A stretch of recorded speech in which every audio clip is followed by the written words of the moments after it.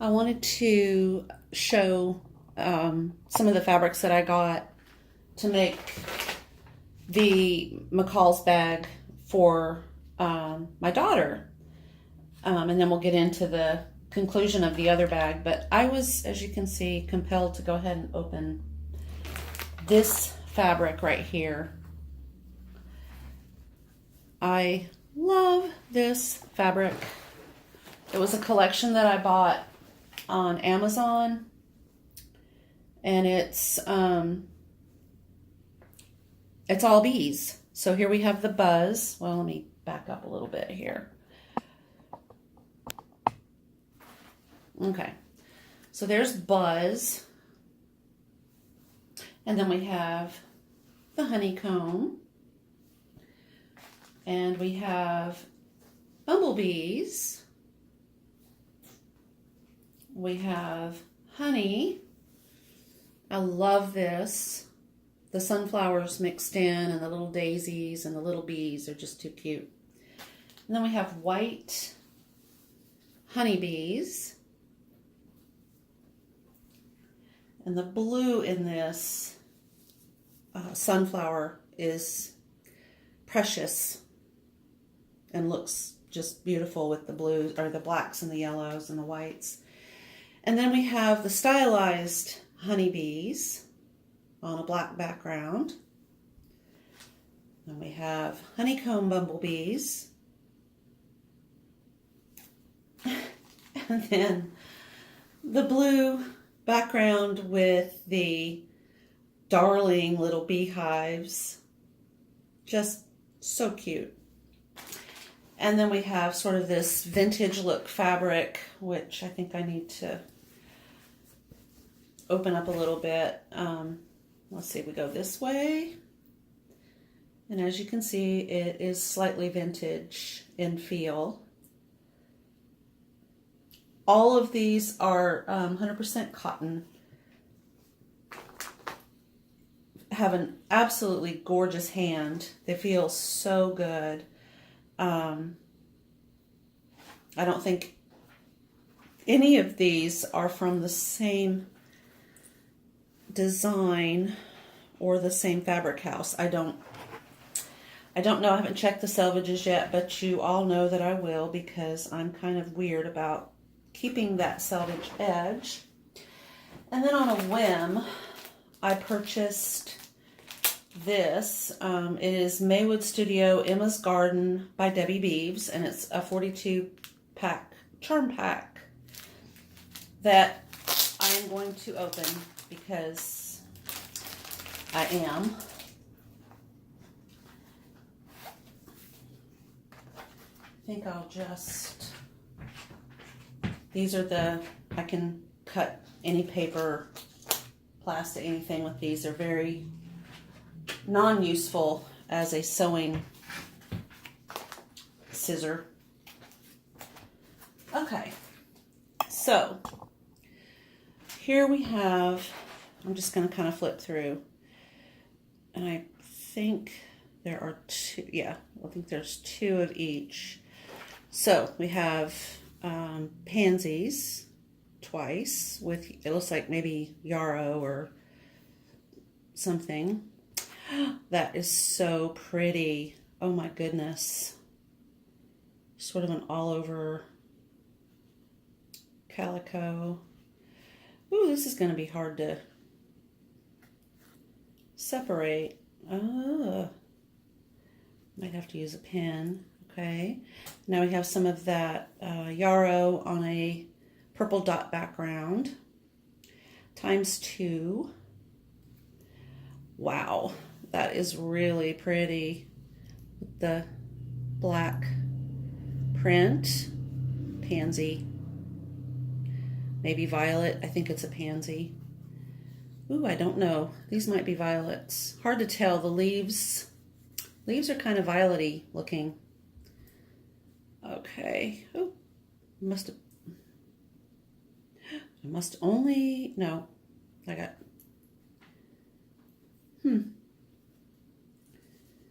So, interestingly, I got one of this, and I got this. I thought there were two of the same. And then I have this guy. And this is really cute. Oh my goodness, they just keep getting better and better. This little stripe is cute. And then we have sort of the light version. We got two of those. And then we got the yarrow again. I'm calling it yarrow, I don't know. Okay, that's an interesting color, a violet type. Oh, pretty. I like that one. Well, I like them all. Oh my goodness, that's a really pretty background. I like the way it's kind of a balayage appearance. Oh my goodness, look at that.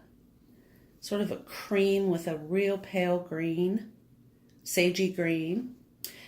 Moving into this one, that same colorway. Oh, that's my favorite so far. That is really pretty. So bright and cheerful. Well, okay, I don't have a favorite because apparently they're all my favorites. Oh my gosh. This reminds me of my paternal grandmother. This looks like something she would have adored. Okay, and then this one is gorgeous. I may have to paint some of these. I love to paint acrylics, and most of my paintings include flowers. That is so pretty. That would be such a cute little poppy element on a quilt or something else quilted. Oh, that's an interesting color. I like it. And we see this one again in the green. Oh, I'm excited. Oh, wow. There's a darker version. Wow, look at that background. That is such an interesting green with the cream dots and the yarrow and the violet. Wow. And I think, oh, nope. And we have this one. This is our last one. So there you have it. The really pretty purple, green, yellow collection that I'll have to put up. And then I purchased the lace zippers. I have had a couple of ideas for projects where I kind of wanted something different. It comes in a little Ziploc bag, and it also, I purchased this on Amazon. And it is the YEQIN 25 centimeter random color 20-piece zippers. And they are lace nylon finish zipper for sewing wedding dress.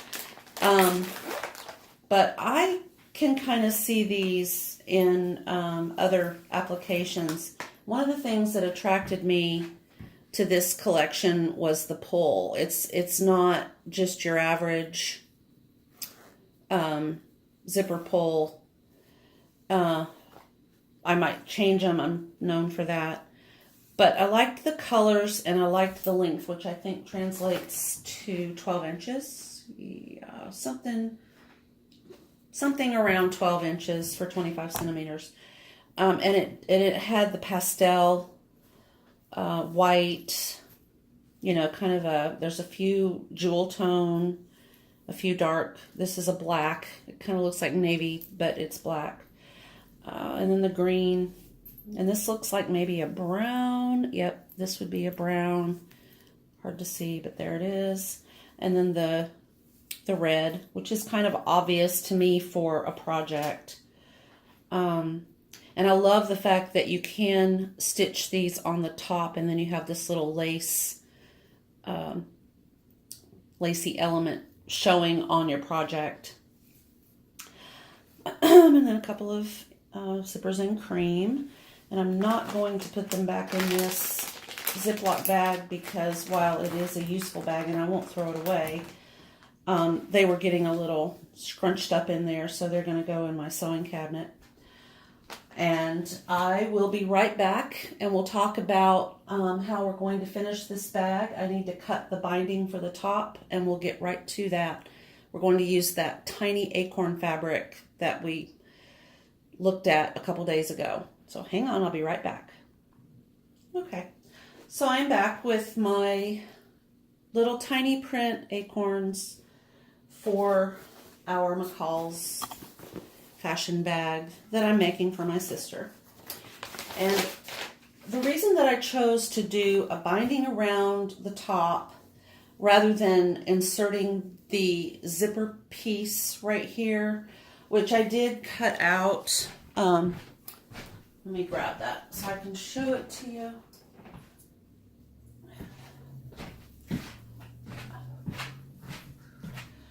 So this would have been the piece that would go in to our bag like this, and then I'd have to shorten the zipper, and I chose a very heavy zipper.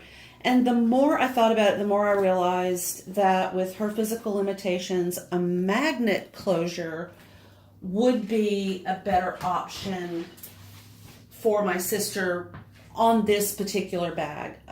When I do it again, I'm going to follow the directions, and I will show you the zipper portion, and that will be with the B fabric. So what I've chosen to do is I measured all the way around the top, and it's approximately 27 inches.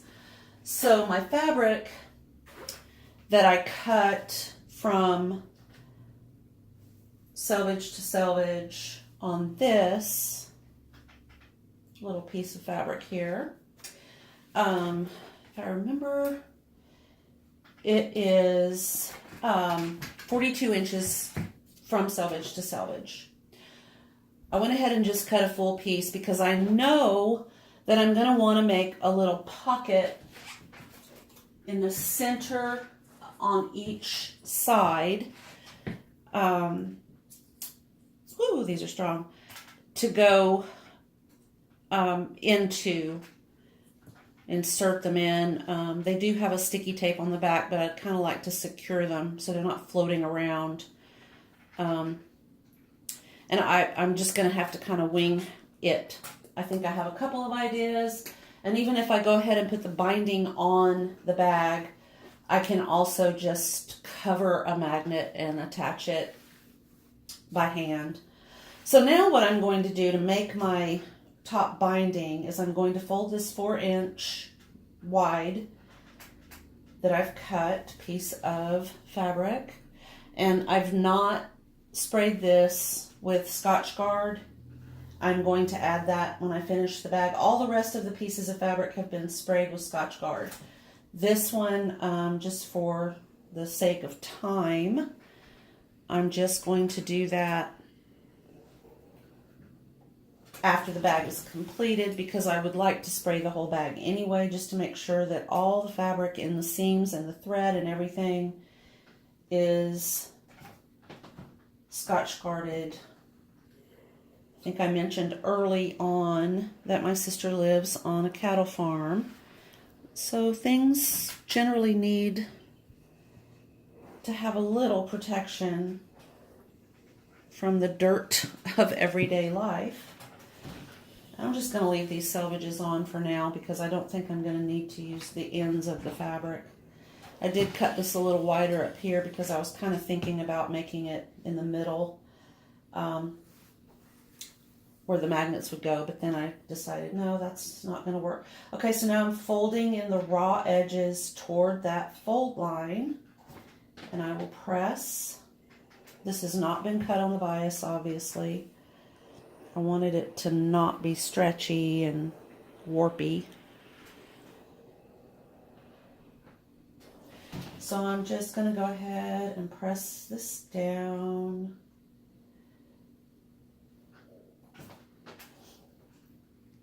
And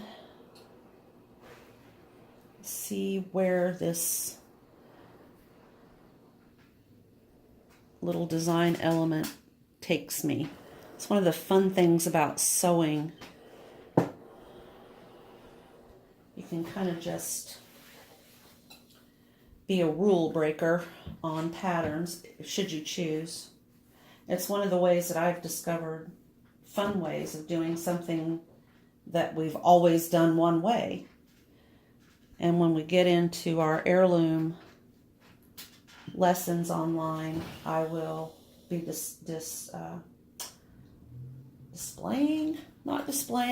I'll be sort of showing and explaining. Maybe that's where I was going with that word. Some of those little tricks that I learned.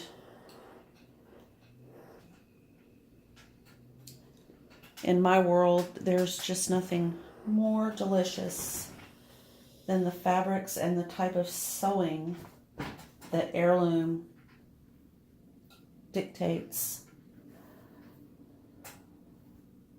Okay, so now I'm just going to refold and repress on that original fold line that I ironed. And we're almost finished with this. I kind of want to make it pretty. Obviously, we all want our projects to be pretty. Okay, I like the way this fabric looks up next to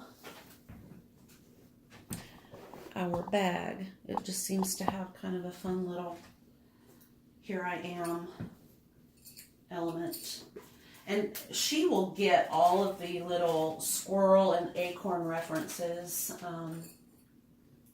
that I can explain at some point. Alrighty, so I will now make sure that all of my... One thing I wanted to do, and I've never done this before, but I have a ham, and I think I'm going to put my ham in here in the bottom of this bag, and I'm going to kind of give it kind of like they do a Stetson hat. I'm just going to kind of steam it into shape down here at the bottom, where some of these seams are a little poofy yet. The main reason that they are is the Insel Bright.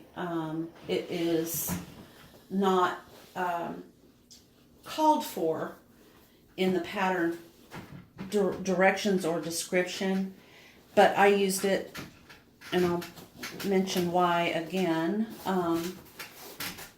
She often has to go into town, and that's a long journey, and she will occasionally need to retrieve refrigerated medicine for their female cow, or even their bulls, that they're allowed to dispense themselves, but she has to go pick it up. And it would be nice for her to have a bag that would keep those items cool in the southern summer sun. There, I think I like that. Let me do this. Did I do this side? I did this side. Okay. Anyway, so yeah, that's why I went ahead and used a lot of Insel Bright in this. I don't think most people would really require it. The pattern calls for a lot of interior structure materials like buckram. And I'm going to fold this in, and I'm going to just leave that selvage there for support. Let's see. That's going to be in your way. All right, so what I usually do is I kind of do let's see if you can see this, like you're wrapping a package. I would not do this on a quilt, and I would not do this on a garment unless the pattern asked me to. So I'm folding these points in. I know I have plenty of fabric because I cut this at least twice as big as the opening will require. Okay, so now I have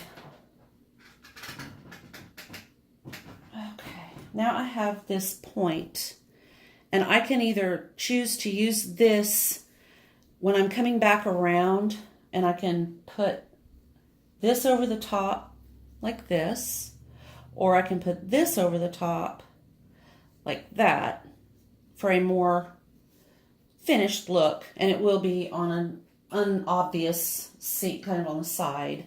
So I'll probably end up doing that, but I know I'm not going to, this is going to get cut off. So I'm not going to mess with that till I get to the end. So I'm going to just leave it like this for now. If these edges were raw, I would end up in an heirloom type situation. I might as well just go ahead and say, I would do a roll and whip along this edge with my sewing machine or by hand. Just do a roll and whip and then do the fold in technique to get that nice finished edge right there. Okay. So now I'm going to put it on this side seam over here and work my way around this way. I want my seams to kind of nest together. So one was pressed this way, one was pressed this way, and they'll line up a little bit prettier. And then I will clip with my clip. And oh, do I enjoy these so much. The main reason is I'm not being stabbed by a multitude of pins while I'm going around the top edge of this bulky but fun project. Okay, I'm really liking the way the little acorns are fitting right in.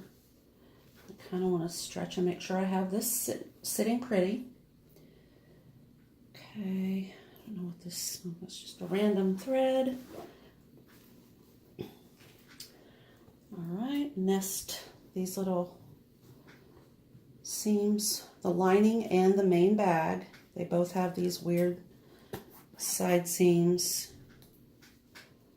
Each piece does. All right, I'm going to use plenty of clips because I want this to fit pretty before I start sewing and wonder why something isn't looking the way I want it to. All right, we're coming around this front with the pocket now. Kind of tuck everything in pretty. I guess pretty is the word of the day for me. Oops, see that? I missed it. I knew that felt a little off there. And that's not something I want to have happen. Okay, there we go. Oh, alrighty. Now I'm coming around. And I'm going to keep that fold right on the top. Make it nice and tight where it should be. And then right here, I know exactly where I need to cut. It's going to get loud. The dogs are home.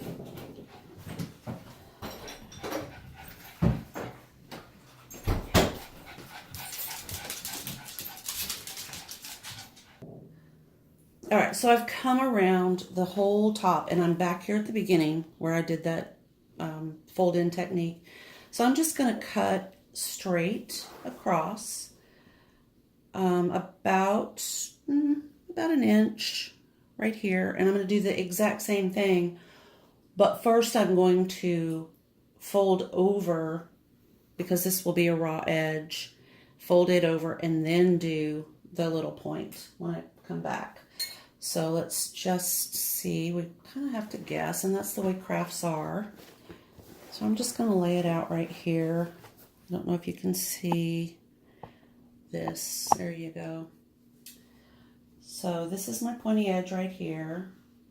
And if I go over it, I want to make sure I leave myself plenty of space. So we're going to call that, what is that, about 3.5 inches, roughly. Okay. So now I'm going to turn the bag. Maybe, yeah, you can kind of still see this. I'll bring the camera back over. Alrighty. So I'm going to open this up, fold this down about 1/4 inch. Press it. This would be a good time if you had one of those little Clover mini presser irons. That would be a good time to use it. Okay, so now I'm going to reestablish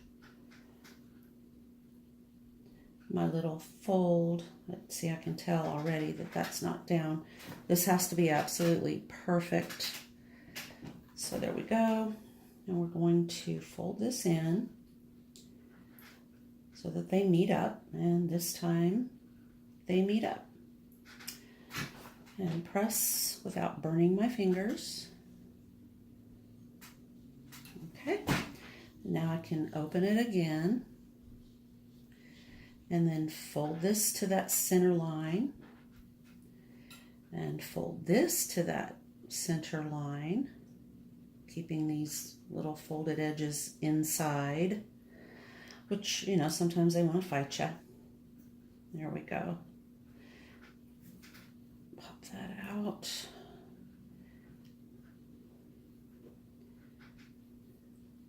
Okay, we're making a little triangle here. Now we're going to fold and press, and then reestablish that main fold line. Oop. He's just fighting me a little bit here. I'm going to see if we like it. And I do. I like it. Okay. All right, put this back up here. Unclip. I don't know if you can see. I think it's a little bit too close.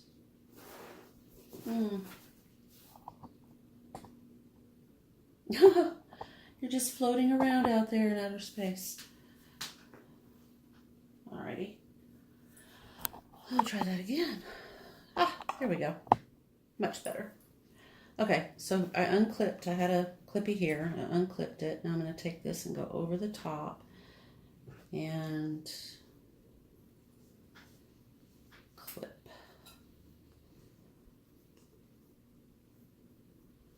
Clip this even with this one.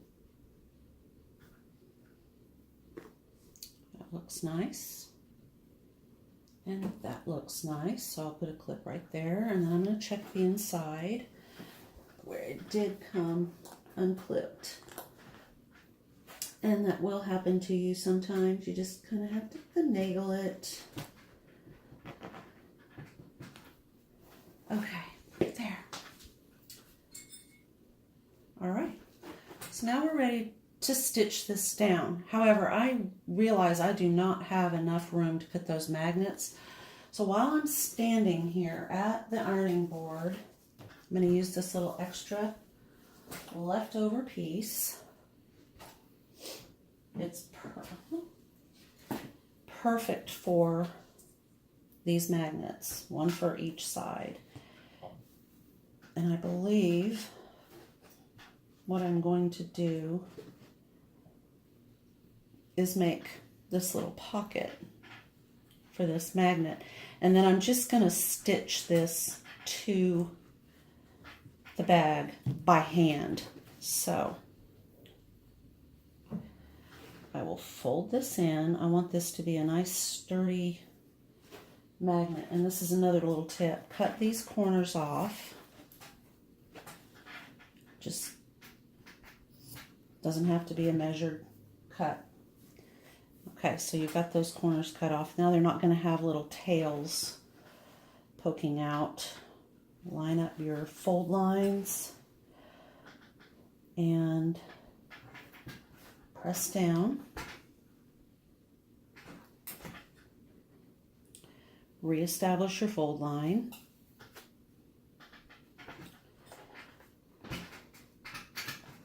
Okay. Measure your magnet. Length this way. And I'm this is interesting that the ironing board has obviously has a metal frame, so it's holding my magnets in place and snagging my fabric. Okay. All right. So if I fold this over, I measure. I'm going to leave a little bit of a tab there. I'll make that prettier, obviously. I want that to be about the same. So I'm going to fold this in half to get my other measurement on the other side. Okay, so this will have to come down a little bit. Right. Okay. That out. We're going to cut this to match this. Okay. Now, do the exact same thing on the other side if you choose to do this magnet closure on your bag. Oh, that's going to be hard to get off.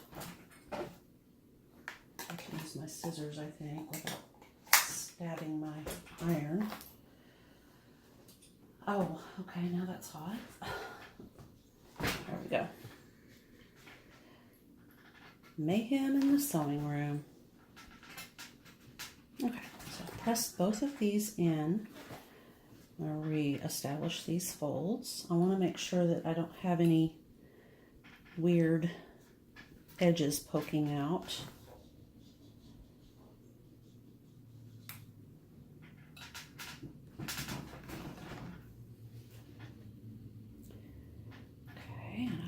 So far, this looks pretty good. Not bad for on the fly. I can see where that's going to probably not be pretty. Okay, not bad, not bad. Okay. No, I'm not enjoying this. I don't like this one. So let's see how.